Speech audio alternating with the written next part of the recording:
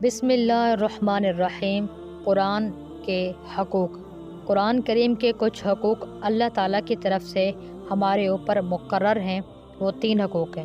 پہلا حق یہ ہے کہ قرآن کریم کی صحیح طریقے سے اس طرح تلاوت کرنا جس طرح وہ نازل ہوا اور جس طرح نبی کریم صلی اللہ علیہ وسلم نے اس کی تلاوت فرمائی۔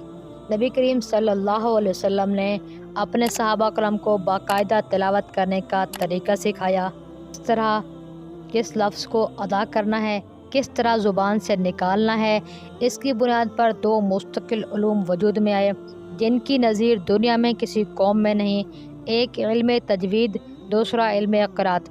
علم تجوید یہ سکھاتا ہے کہ قرآن کریم کو پڑھنے کے لیے کس حرف کو کس طرح نکالا جائے اور کس حرف کو نکالنے کے لیے کن باتوں کا خیال رکھنے کی ضرورت ہے، اور اس علم کے اندر وہ طریقہ بتایا گیا ہے جس طریقے سے نبی اکرم صلی اللہ علیہ وسلم قرآن پڑھا کرتے تھے۔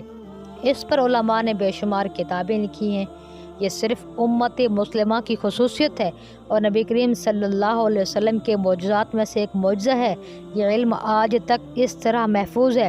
آج پورے اطمینان کے ساتھ یہ بات کہی جا سکتی ہے کہ سرکار دو عالم صلی اللہ علیہ وسلم نے جس طرح قرآن کریم پڑھا تھا، جس طرح آپ پر قرآن نازل کیا گیا تھا، الحمدللہ اسی شکل و صورت میں وہ قرآن آج بھی محفوظ ہے۔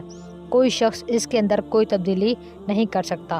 قرآن کا دوسرا حق یہ ہے کہ قرآن کریم کو سمجھنے کی کوشش کرنا اور اس کے حقائق اور معارف کو اپنے دل میں اتارنا۔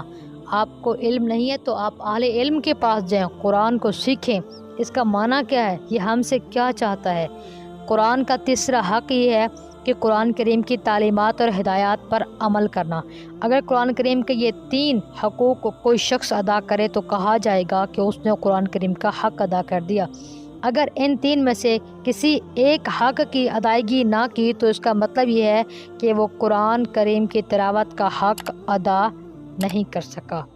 آئیے ان 3 باتوں پر غور کیجیے تاکہ ہم قرآن کو ٹھیک پڑھ سکیں۔ اگر پڑھتے ہیں تو ٹھیک، اگر نہیں پڑھ رہے تو درست کرنے کی کوشش کیجیے۔ امید کرتی ہوں آپ کو ہماری باتیں پسند آ رہی ہوں گی۔ ہمیں دعاؤں میں یاد رکھیے گا۔